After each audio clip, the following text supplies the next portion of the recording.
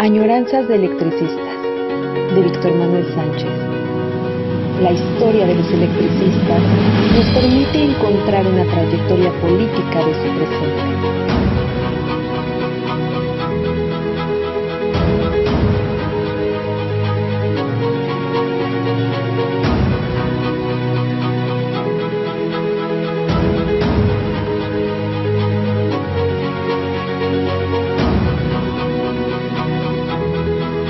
Comenzamos. Pues de nueva cuenta en lunes para continuar con el relato, con la crónica que empezamos hace 8 días. El balance que se presenta en el informe del secretario general David Roldán sobre 1938.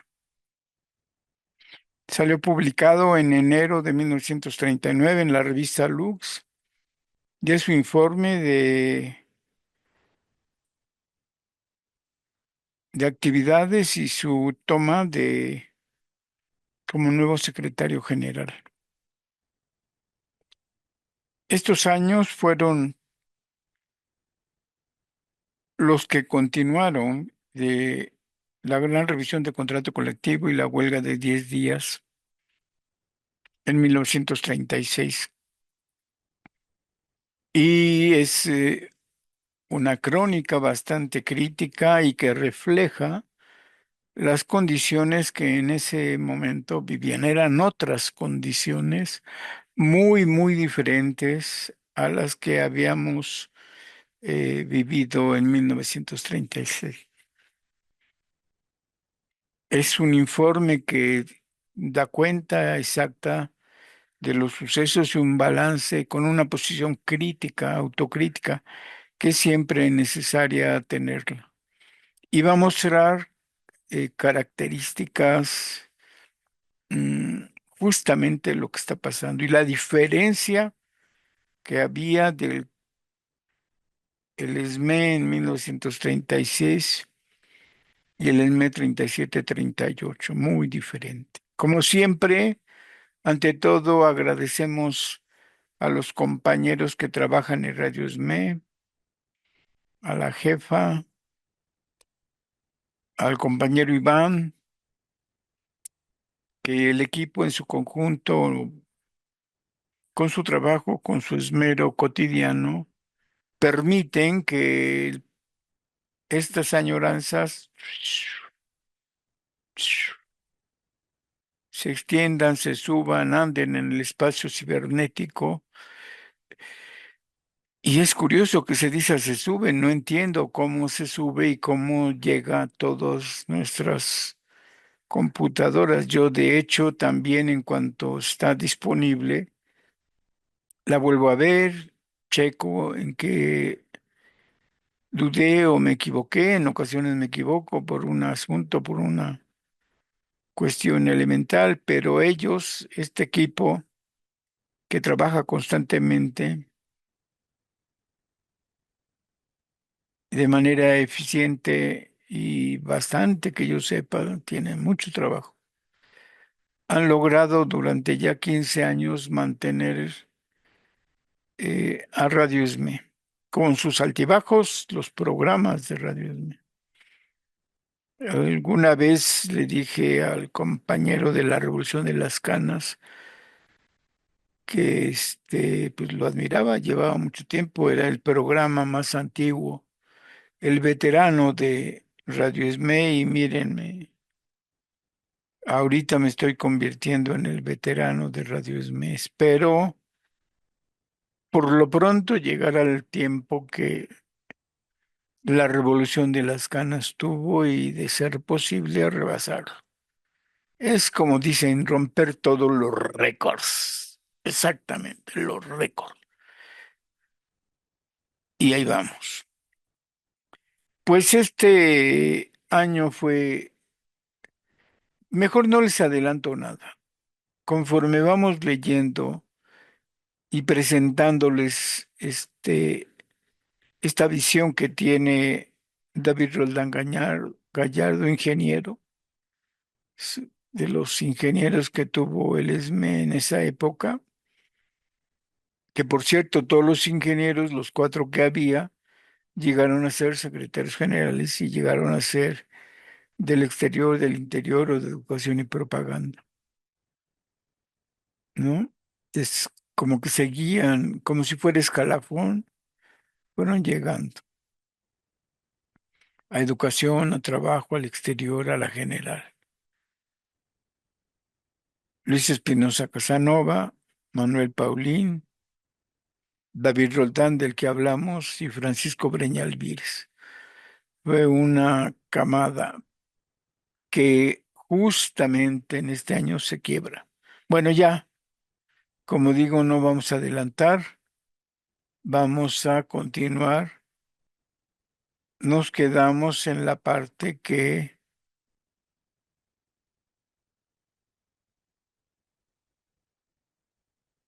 se corresponde al segundo punto del informe. Ay, espérenme, ya se me movió.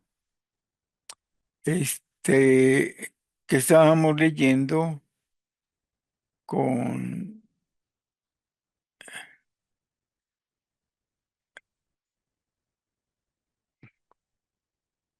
el punto 2,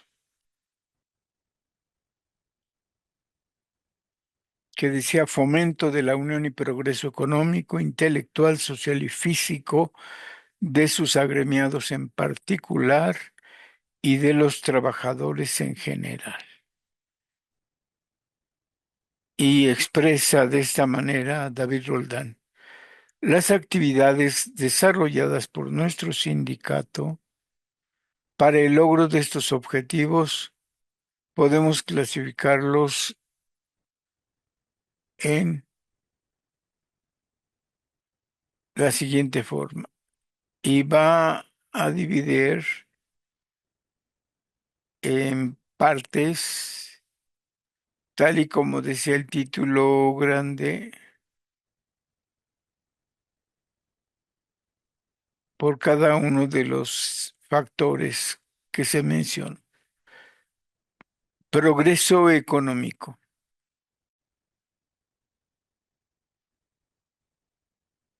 revisión del contrato colectivo de trabajo número 1.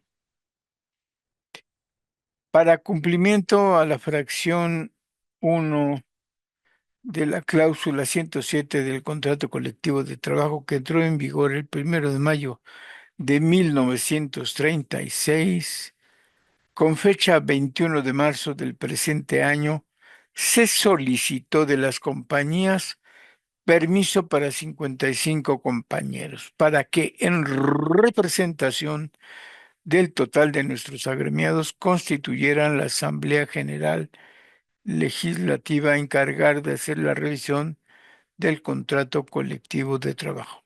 Una vez que fue discutido y aprobada por dicha Asamblea, el proyecto de reformas al contrato colectivo fue enviado a las compañías con la petición de que a la brevedad posible se iniciaran las pláticas correspondientes.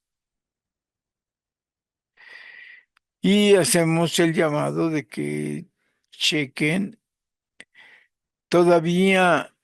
Para el contrato del 36 y el 38 no existía eh, la elección ya marcada de los representantes departamentales para formar la legislativa, los legisladores.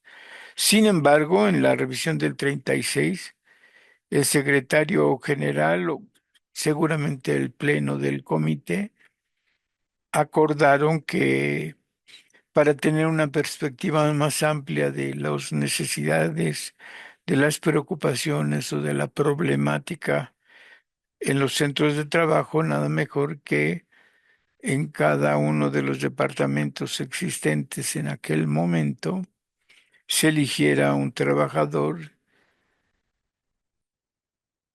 y que se integraría a una comisión llamada legislativa de contrato colectivo. De nueva cuenta, para 1938, se solicita el permiso de 55 compañeros para que formen la comisión legislativa a través de una asamblea general y son aprobados. Esos compañeros son los que se dedican a plantear las necesidades.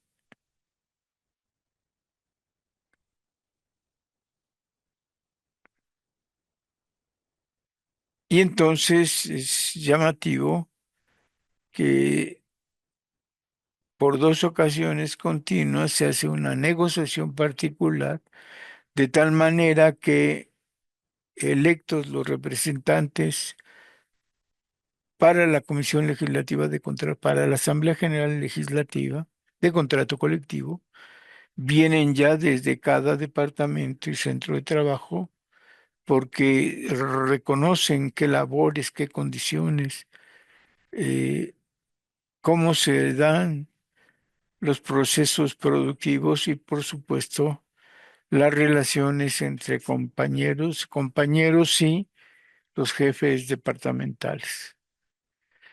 Propiamente podremos decir que conocen las relaciones sociales de producción desde el interior de la compañía de luz. Bueno, se entablan las negociaciones y en aquellos años el contrato colectivo vencía el 1 de mayo y desde marzo se proponía que se entablaran las negociaciones con la empresa, con los representantes de la empresa, sobre la propuesta y proyecto del ESME para mejorar el contrato colectivo de trabajo.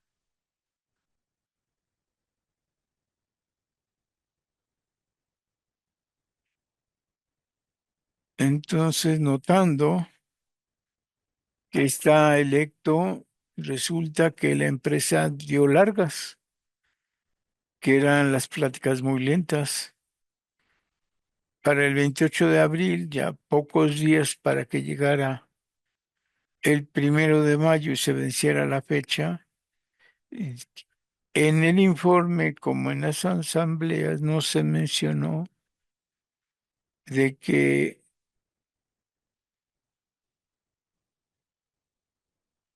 se iban a prorrogar. No había posibilidades de estallar la huelga y uno dice, ¿cómo? ¿Por qué? ¿Por qué no hay fuerza? ¿Por qué? ¿Cuál fue el balance que les impide? Pero el 28 solicitan una prórroga sobre las pláticas para que se puedan continuar estas. Y el 1 de mayo de nueva cuenta se pide otra prórroga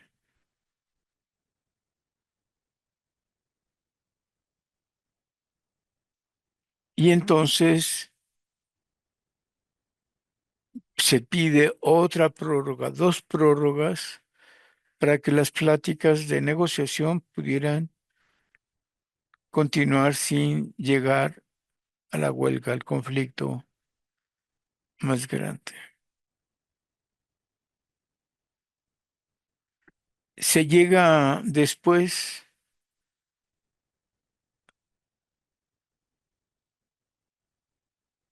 a una firma de convenio general sobre las negociaciones, donde el acuerdo principal es que se prorroga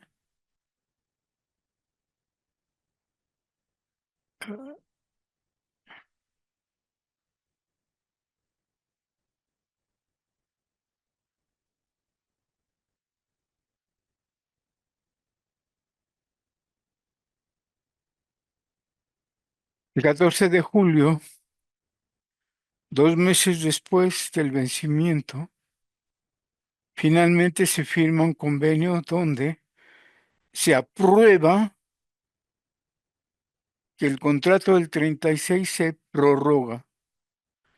No va a haber un nuevo proyecto ni un nuevo contrato en 1938, sino que se hace una prórroga de todo el contrato colectivo y que va a tener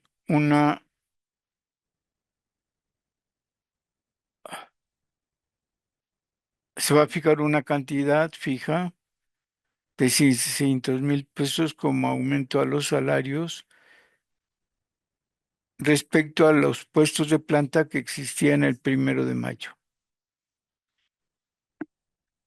Lo que sobre o la distribución de esos aumentos se hará con el nuevo tabulador.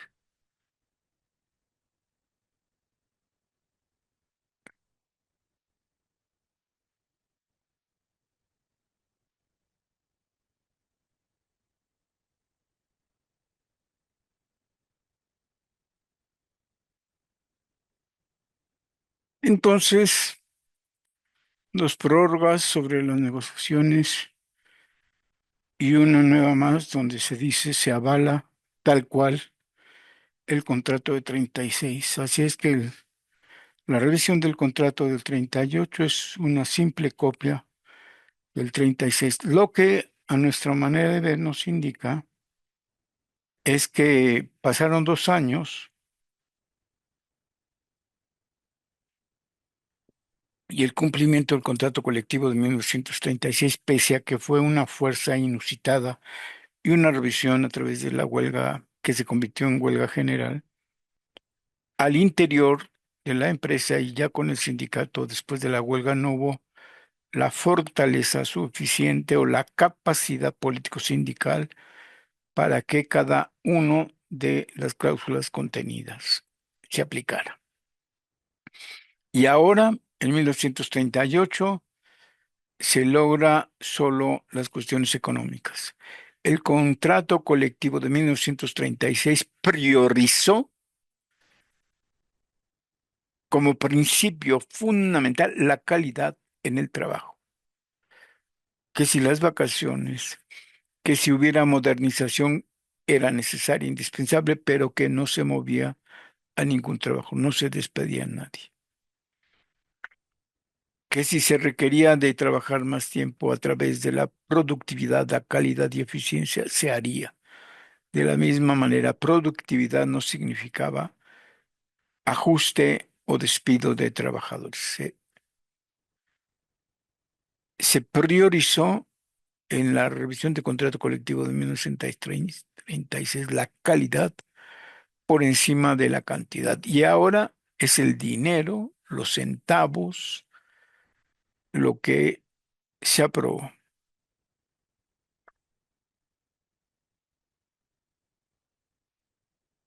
Se da el aumento, una cantidad estipulada que se va a distribuir. Se va también a entregar 50,000 pesos para algunas modificaciones de carácter económico.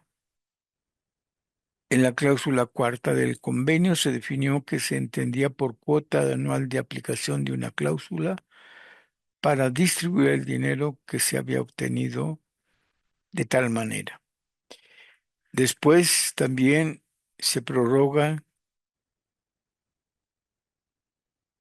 y dice el secretario general, que es uno de los más grandes triunfos, dice porque sin recurrir a la huelga se tiene un beneficio anual de 1 millón de pesos, ya que por las puras repercusiones por aumento de salarios representan 45% más. Es decir, 370,000 pesos que sumados a los 600,000 de aumento de salario y a los otros 50,000 de cláusulas económicas da un total de 1,020,000 pesos. Es decir, insisto, todo lo que hubiera significado elevación de las condiciones de trabajo y repercusiones a través de las relaciones sociales de producción se quedan intactas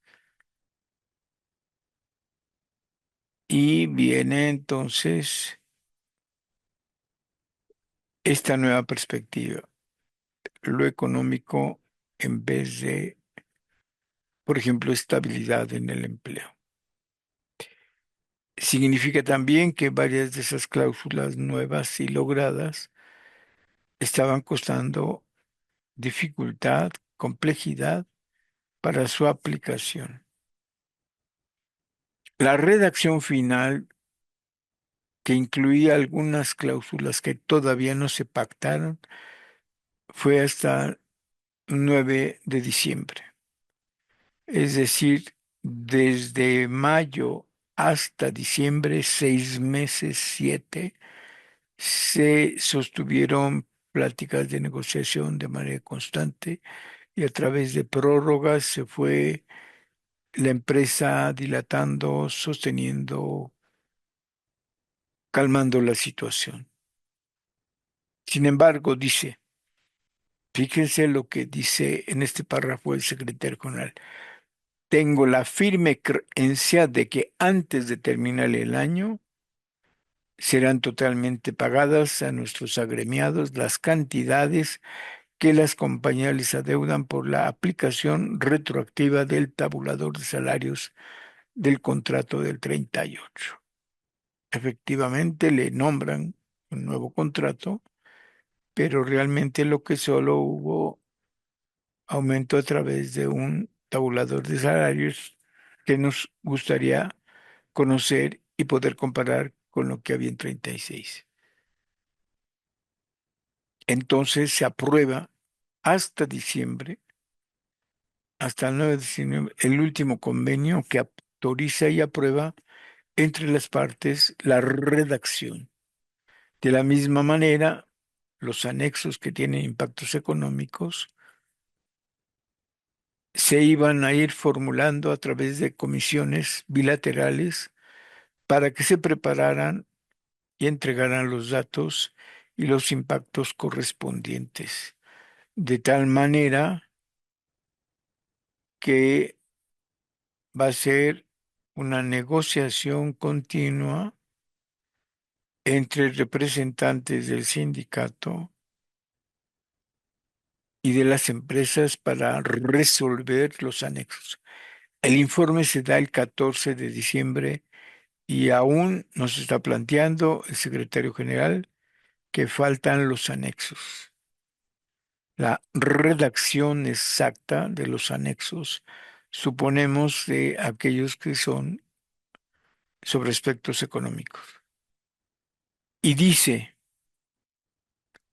respecto a esto del contrato colectivo, desgraciadamente aún no se ha puesto de acuerdo el sindicato con las compañías sobre las cantidades que al mismo se le adeudan como consecuencia de la transitoria segunda del contrato colectivo de 1936, por lo que considero que el nuevo Comité Central va a tratar este asunto de manera importante.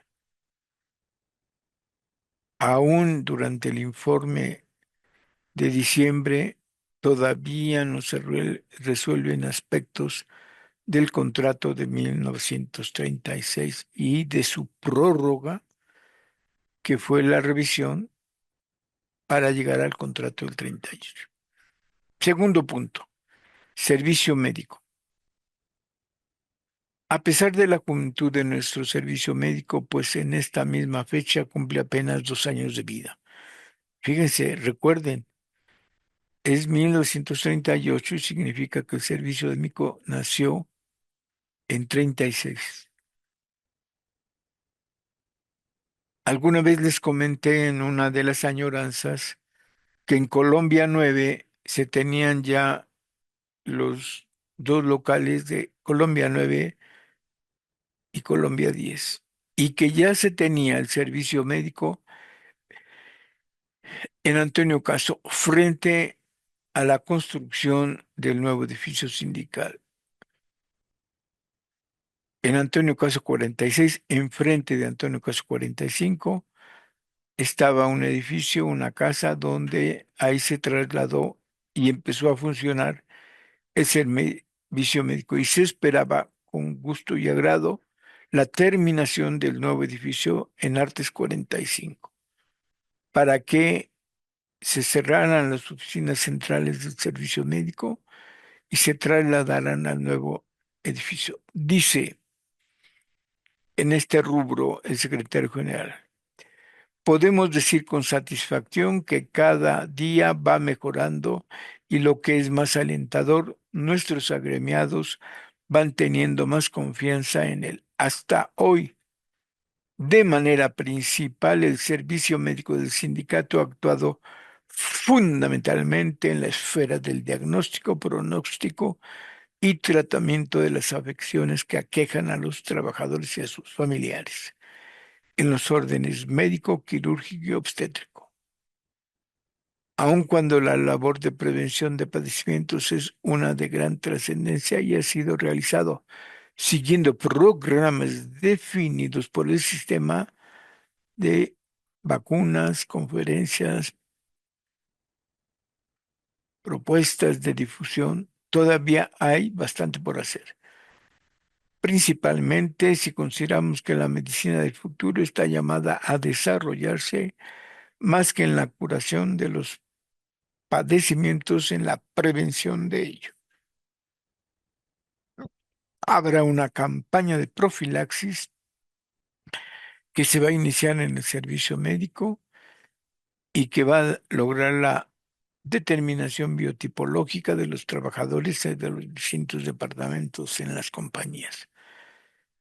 Y se va a poner en condiciones mediante un esfuerzo personal para lograr el mayor rendimiento del trabajador y muy principalmente el conocimiento de las condiciones satisfactorias para que los trabajadores hagan sus quehaceres física, intelectual y moral y científicamente determinadas. El servicio médico empezó en 36 y continúa creciendo en 1938. Para informar con una idea más clara, dice, divido el asunto en 6 puntos. El servicio médico prestado en la oficina central, el prestado por personal técnico de especialistas que trabajan en cada una de las clínicas o consultorios particulares. Cuatro, tres, el servicio de cirugía. Cuatro, el servicio de visitas a domicilio. Cinco, servicio foráneo y de inspección. Y seis, laboratorio y farmacia. Como se puede notar, el servicio médico del sindicato cubría de manera integral a trabajadores y familiares. Es importante reconocer que no solo se atiende a trabajadores, sino a los familiares, que se atienden no solo en la capital, sino en las divisiones foráneas. Servicio médico prestado en la oficina central. Es donde les comento que estaba enfrente de Antonio Caso 45. Así se le reconocía a la oficina central.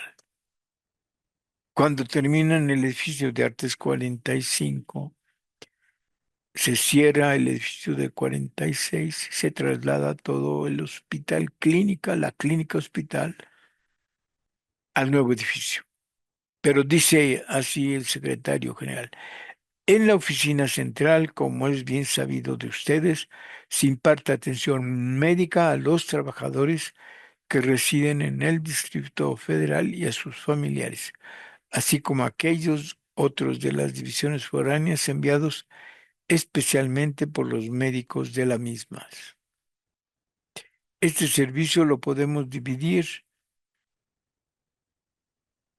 en medicina, cirugía, pediatría, fisioterapia dental, venerología y urología.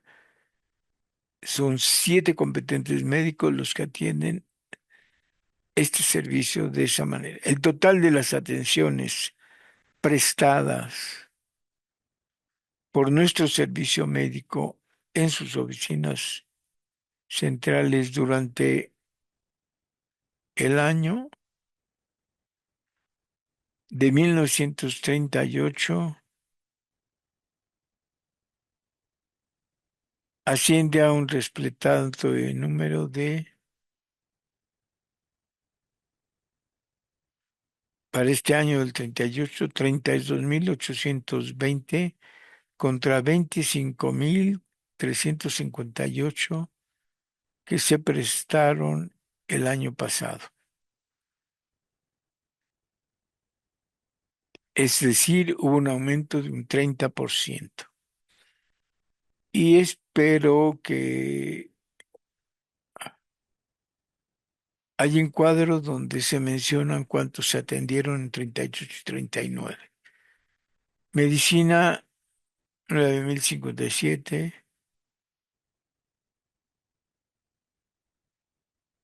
Y en 37, 8.392. Cirugías, 7.863 contra 11.715. Pediatría, 1.884 contra 2.318. Fisioterapia, 1.200 contra 1.986. Dental, 2.840 contra 2.038. Urología, 3.110 contra 4.700. En general, un aumento del 51% de las atenciones. Otro rubro, servicio médico proporcionado por especialistas. Los servicios proporcionados por especialistas son los siguientes: cirugía y ginecología, ojos, oídos, nariz y garganta, rayos X, corazón, tórax, dermatología, neurología, psiquiatría, urología, aparato digestivo y nutrición, anestesia, transfusión de sangre, obstetricia y laboratorio.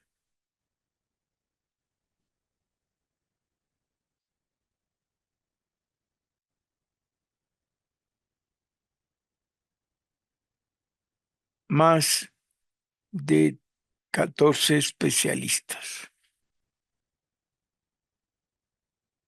y hay 10 competentes especialistas en el servicio médico del ESME. Dice en el resumen, el total de atenciones prestadas por especialistas durante el año de 38 fue de 7.981 contra 6.565 de 1937. Hubo un aumento del 23%. Cirugía.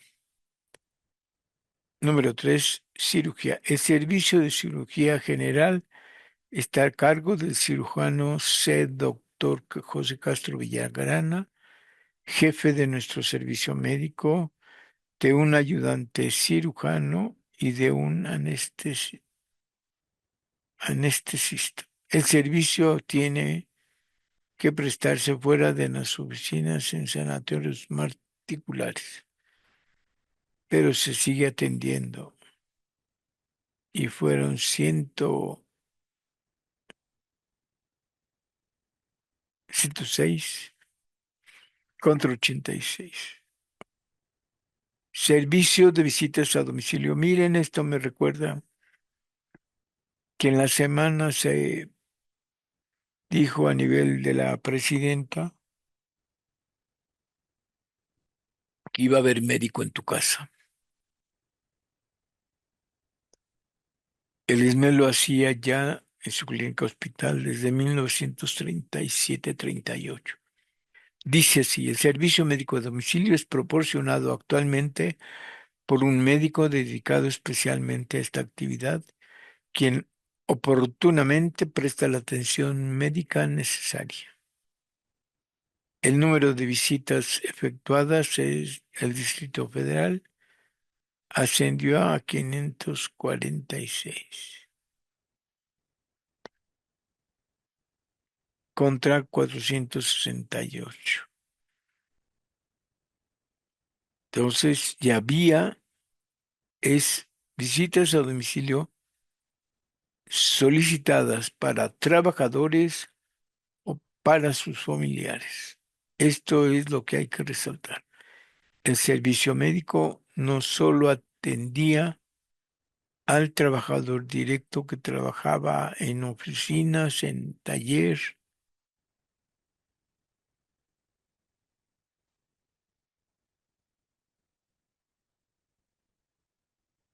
y entonces simplemente hay que reconocer que está pasando. Y un servicio llama la atención que con un médico seguramente la demanda daba para tal que solo un médico pudiera atender los servicios a domicilio. Tenemos además servicio foráneo. El servicio médico foráneo se imparte en los siguientes lugares. Vean ustedes, en la Alameda, en Iguala, Guerrero, en Juan do Hidalgo, en Casa Puebla,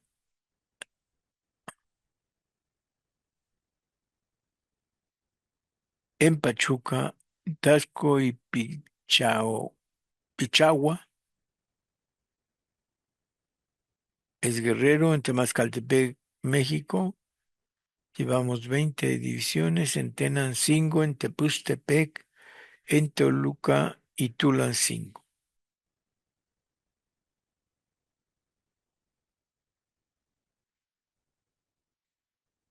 En fin,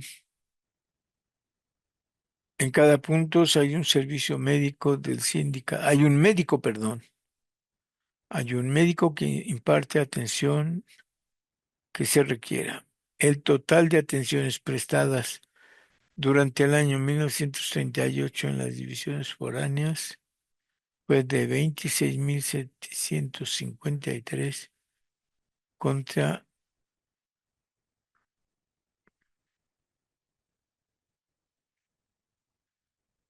Se atendió entonces y en casos especiales se podría mandar al enfermo, sea trabajador o sea familiar, a la Ciudad de México a través de la revisión de un médico inspector que confirmaba, evaluaba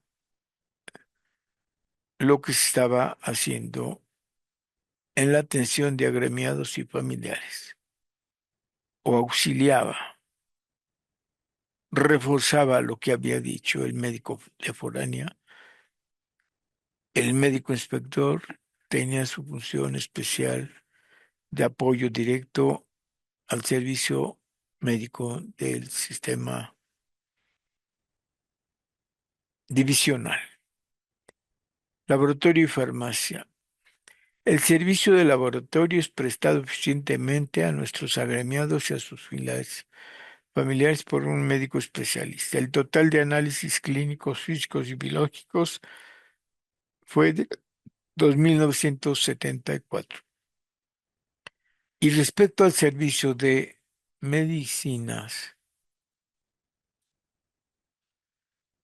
y recetas que es operado en la parte económica por la Cooperativa de Obreros y Empleados Electricistas, aun cuando no puede decirse que ha sido un completo éxito, bajo el punto de vista económico, así podemos decir en términos generales que ha llevado el objeto por el cual fue construido. Vean aquí, la parte económica del manejo de las medicinas se le dejaba como tarea para funcionar como cooperativa a la existente, Cooperativa de Obreros y Empleados Electricistas. Reconocen que no funcionó del todo, pero la cooperativa estuvo auxiliando de manera similar, conjunta y reforzada a los servicios médicos. Y el objeto eran los siguientes: suministrar, inciso A, suministrar a los pacientes aquellos medicamentos prescritos por los médicos de nuestro sindicato, usando las instancias, perdón, usando las sustancias por ellos solicitadas. Aquí en este punto, debido a esa redacción, supongo yo que la farmacia funcionaba aún como botica de las antiguas, es decir, que tenían todos los elementos, sobre todo hierbas, raíces y demás. Y con eso preparaban las fórmulas que el médico solicitaba. Era un apoyo fundamental de la medicina tradicional para preparar las recetas indicadas en la farmacia. Nosotros sabemos que era la botica y que se cumplían a satisfacción los cuatro elementos. Inciso B.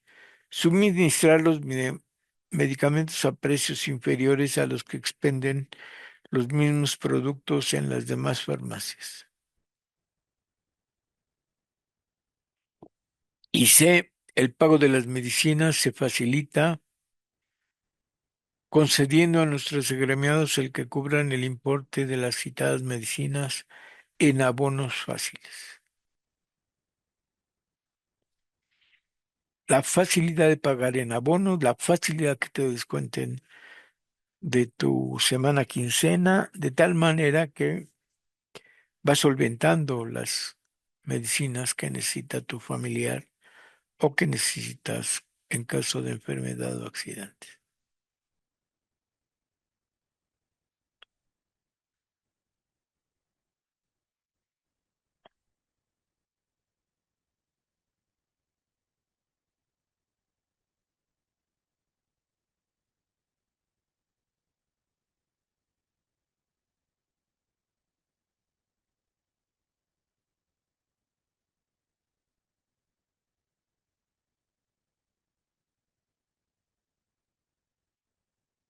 En fin, está funcionando en sus aspectos integrales el servicio médico. La cooperativa como aliada del laboratorio y de la farmacia, otorgando los préstamos de corto plazo para que nadie se quede sin medicinas. Conclusión del punto, dice el secretario general, el sindicato ha logrado, no ha logrado hacer progresos de manera intelectual, social y físicamente de sus agremiados.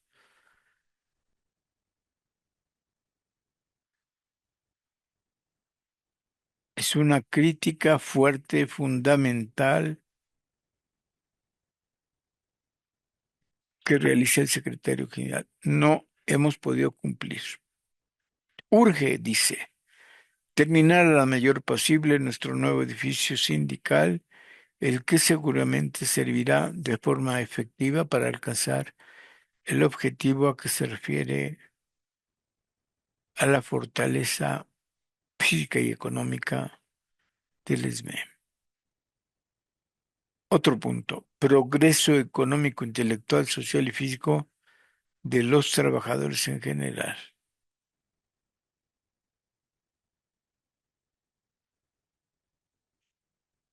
Se aprobó en septiembre próximo pasado, cuando estaba por expedirse la ley de la industria eléctrica, o deseando al sindicato que quedara resuelto definitivamente lo relativo a la Comisión Federal de Electricidad, principalmente por lo que respecta a su integración después de un minucioso estudio del problema, el estudio en el que participaron compañeros de la Federación Nacional de Trabajadores de la Industria Eléctrica, de la FENTIE, llegó a la conclusión de que era absolutamente necesario comprender en una sola codificación todas aquellas disposiciones que en una forma u otra afectan a la industria eléctrica o a sus trabajadores.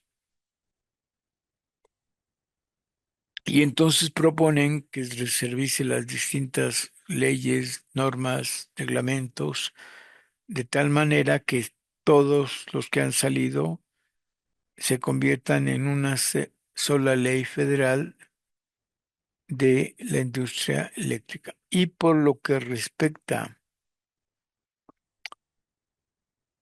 a la creación y funcionamiento de la CFE, se propone, ya que ha sido decretada por el presidente de la República, Lázaro Cárdenas, que se participe todos los trabajadores de uno u otros organismos sindicales para plantear y desarrollar las actividades que resuelvan el gran problema de la energía eléctrica en la República.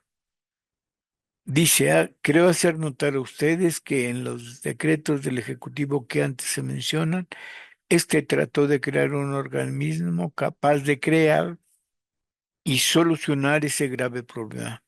Somos conscientes de la importancia que tiene para el desarrollo de la industria y de la vida social de nuestro país. Sin embargo, y sin dejar de estimar lo valioso de este intento, el sindicato consideró y sigue considerando que es indispensable, absolutamente indispensable, que los trabajadores de la industria eléctrica formen parte de dicha comisión, sino que además tengan la responsabilidad para realizar la electrificación de toda la República, de acuerdo con los lineamientos del plan sexenal, que es la norma política del gobierno del general Cárdenas.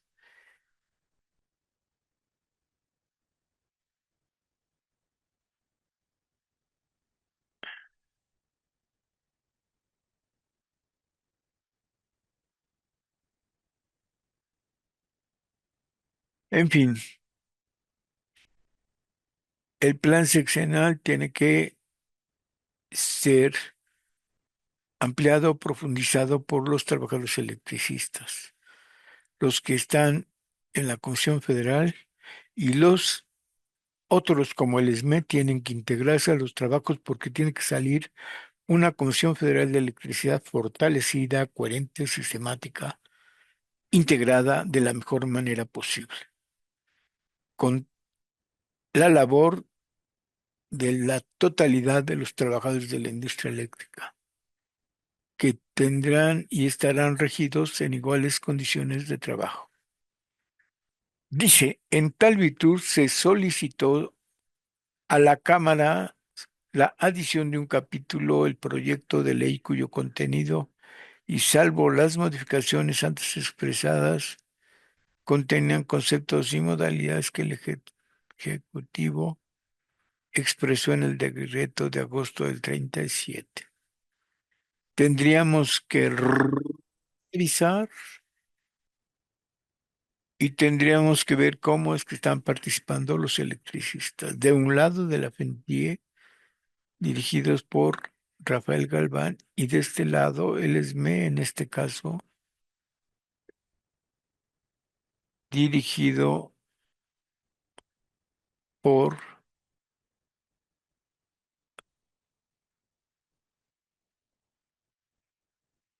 David.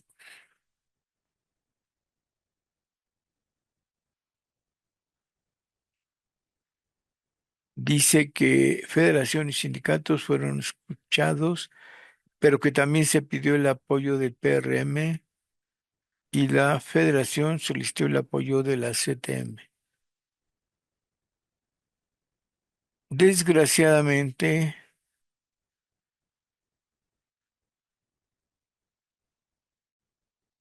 y a pesar del esfuerzo realizado, fue aprobado por la Cámara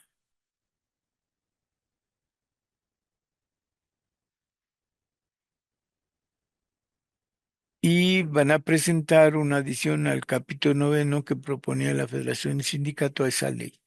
En vista de lo anterior y sin desmayar un solo momento, se ha seguido insistente en la necesidad que se reorganice la Comisión Federal de Electricidad con la participación y ante el presidente de la República del conjunto de trabajadores electricistas.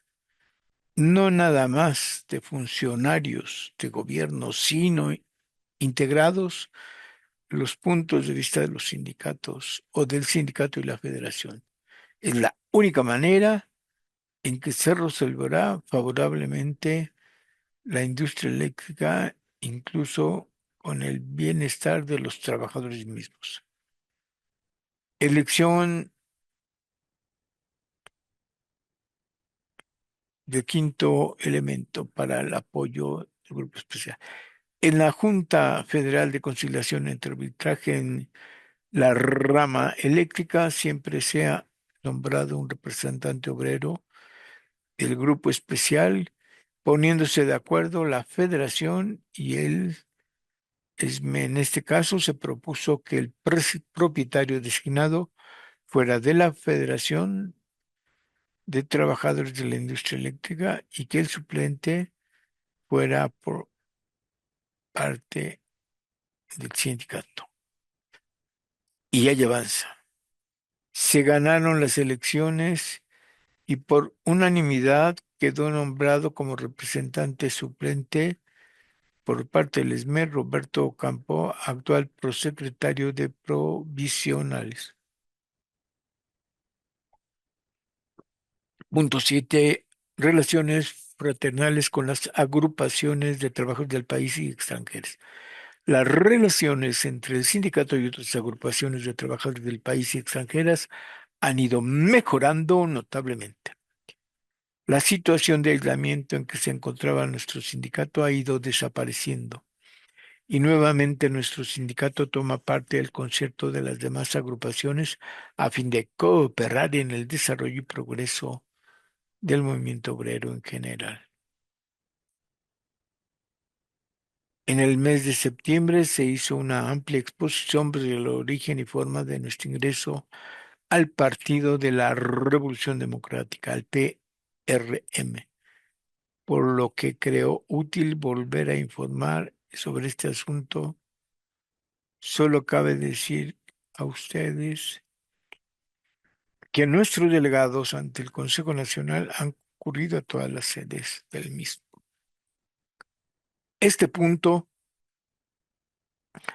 fue fundamental porque en junio del año todo el Comité Central renunció. En realidad el objetivo era quitar al único miembro militante del ESME que se opuso a que como sindicato se ingresara al PRM, propulgado y propiciado por el presidente y general Lázaro Cárdenas.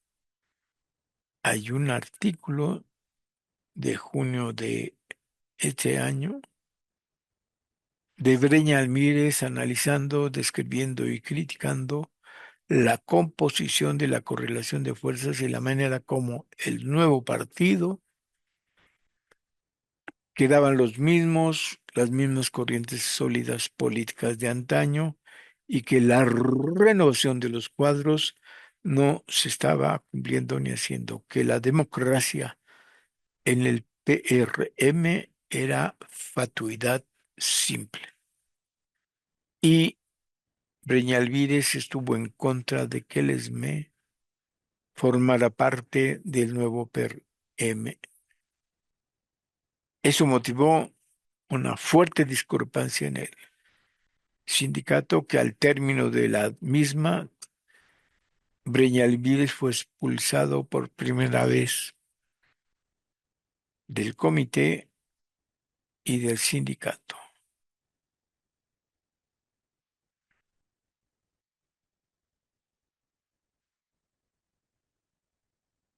Y que entonces la inclusión del ESME en el PRD fue criticada. Y la debilidad llama la atención porque el párrafo diciendo estábamos aislados sin trabajos. Mentira.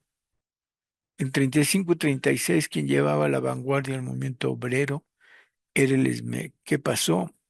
Que la vanguardia les es arbetado por la CTM y porque el que se convirtió en secretario de organización, Fidel Velázquez, luchó denodadamente en contra de las vanguardias de las dirigencias democráticas autónomas independientes, de las dirigencias rebeldes y se creó una CTM dócil, sumisa frente al Estado, frente al poder presidencial.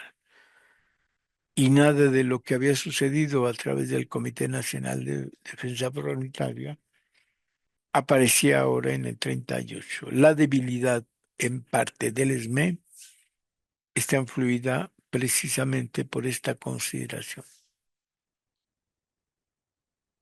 Y aquí dice que se avanza y que ya no estamos aislados, que ya no estamos aislados cuando 2 y 1 año anterior, quien presidía las reuniones sociales eran las damas. Y sin embargo, quien impulsaba la unidad de vanguardia de la clase obrera era la CTM. Y se había por acabado. Entonces, se retomaba porque desde el 37 el ESME se retiró de la CTM. Sin embargo, dice conclusiones. Uno, el sindicato se ha acercado al objetivo relativo al establecimiento y conservación de relaciones fraternales con las agrupaciones de trabajadores del país y extranjero. Ha logrado un poco, dice. Dos, segunda conclusión, por lo que se refiere a la ampliación de la legislación existente, se ha luchado denodadamente, pero que a la fecha no hemos logrado éxito y van por la Ley Federal de Electricidad. Medios de que dispone el sindicato para el logro de sus objetivos, medios económicos. Se presenta una tabla donde lo que se nota es, solo les digo 2 puntos. Los saldos a caja, hubo una diferencia del 62,90%. Los ingresos tuvieron un aporte del 52%.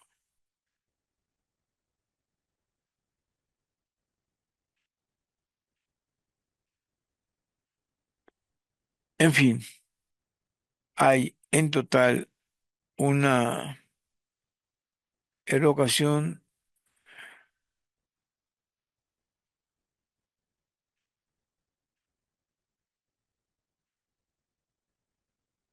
en 37 de 89.145.054 centavos. En 38 de 145.224.057 centavos. Ha habido un enorme desarrollo económico en el sindicato este último año. No hay más comentarios al respecto. Organización de las actividades del Comité Central y Comisiones Autónomas. Uno, una buena armonía entre los miembros del comité constituye uno de los factores indispensables para poder realizar una labor de conjunto de tal manera que las actividades de cada una de las secretarías y prosecretarías concuerdan no tan solo en lo que se refiere a su objeto, sino también con la política general que siga nuestra organización. Es de todos ustedes conocidos de que al principio de este año se notó una marcada diferencia de criterio. Oigan ustedes, una marcada diferencia de criterio entre los miembros del Comité Central sobre la política exterior que debía seguir nuestro sindicato. Desde entonces se pudieron notar las graves consecuencias de la falta de unificación. No obstante, en los demás asuntos de carácter general existía una gran armonía y así vimos que asuntos trascendentales para la vida de la organización, como lo fueron la contratación colectiva, la construcción de nuestro edificio sindical, etcétera, pudieron ser resueltos de común acuerdo por todos los miembros del comité. Desgraciadamente, vean esto, desgraciadamente las diferencias antes mencionadas se fueron audando más y más al grado que fue necesario que en una asamblea tomara conocimiento del caso, la que después de analizar la situación que reinaba en el comité y las comisiones autónomas, aceptó el 21 de julio las renuncias de todos los representantes generales que integraban Comité Central y comisiones autónomas. Pero inmediatamente se eligió a nuevos compañeros que debían continuar al frente de la organización. Se pudo, por fortuna, notar una gran conciencia de la responsabilidad y un gran cariño a nuestro sindicato en todos los compañeros.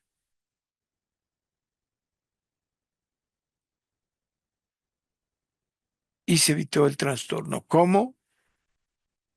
No dice aquí, pero en realidad lo que sucedió es que al que se obligó a renunciar primero junto con todos fue a Francisco Benavides, que no logró recuperar el puesto y propiamente fue expulsado del sindicato.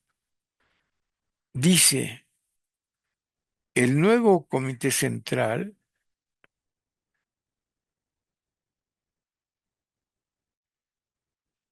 a partir de la fecha, tuvo que enfrentarse con el problema de trascendencia como la terminación del contrato colectivo, como la continuación de la obra del edificio sindical, como los problemas en las divisiones de Ixtapantongo y La Piedad, principalmente con los asuntos creados por la gran desorientación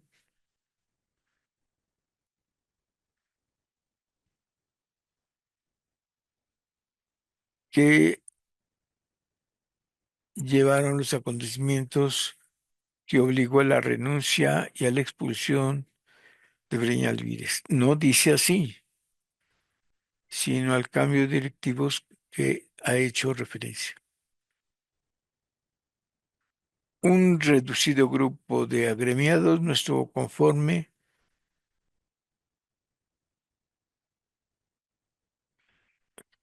hizo una gran participación, pero después de haber hecho dimitir al secretario general,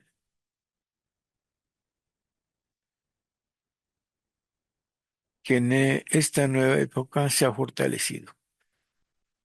Dice, quiero contestar en esta ocasión públicamente las preguntas que en cartas circulares hicieron a la Secretaría General. Porque algunos de los compañeros siguen no en el comité, pero están colaborando cerca con el comité.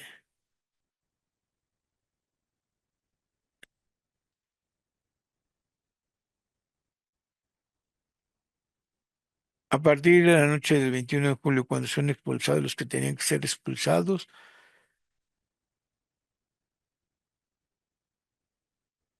considera que por encima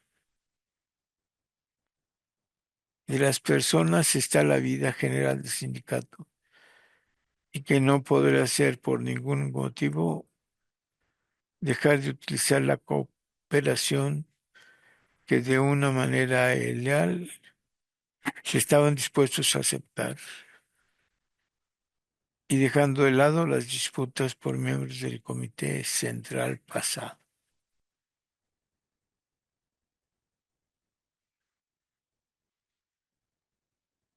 Se resolvió, dice aquí, de manera pertinente con esa expulsión. No lo dice así, pero es lo que quiere dar. Declara enfáticamente que todos y cada uno de los miembros del actual comité hemos obrado conforme a nuestro criterio y que por tal motivo de los errores que hayamos cometido, somos los únicos responsables. Y que por otra parte, siendo imposible sustraer a los hombres de influencias exteriores, ya que la existencia de estos ciega su voluntad, la única forma de evitar posibles consecuencias es nombrar a compañeros que a pesar de dichas influencias sepan que en cada caso y en todo momento se debe obrar conforme al convenio general de los intereses generales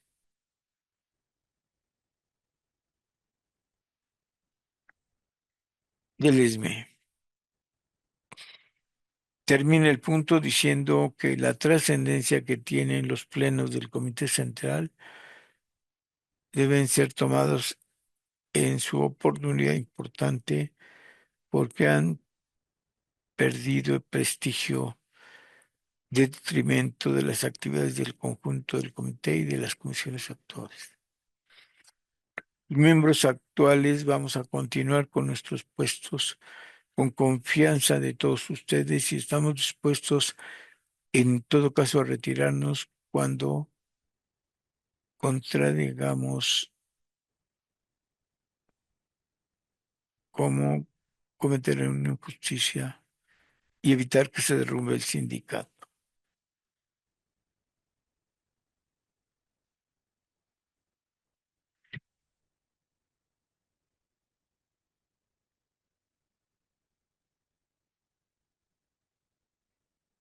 Y se nos acabó el tiempo en el rubro que continúa de organización general del sindicato. Lo más llamativo de este momento es las discrepancias que hubo en el seno del sindicato, donde Peñalvírez se oponía a ser fundadora del PRM y la otra corriente que vemos ahora que ganó David Roldán, decididamente se fueron y en grupo, como tal, como organización, se afiliaron al PRM y seguirá en el PRI eternamente. Que yo sepa, nunca se entregó un documento de renuncia ni al PRM ni al PRI. De ser así, el ESME desde siempre, desde que nace el PRM, ha sido miembro del partido en el poder. Y esas eran las discusiones que se hicieron a colación con Breña Alvírez, el cual fue expulsado en 1938.